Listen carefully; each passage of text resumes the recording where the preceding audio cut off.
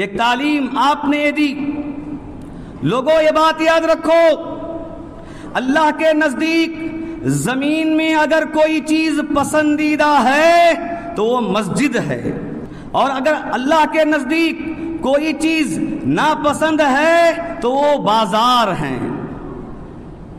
اور اسی میں آپ نے بھی تعلیم دی، کہا لوگوں زیادہ تم مسجد آیا جایا کرو، اس لیے کہ جو مسجد کثرت سے آیا جایا کرتا ہے کل قیامت کے دن جنت میں اس کی مہمان نوازی کی جائے گی.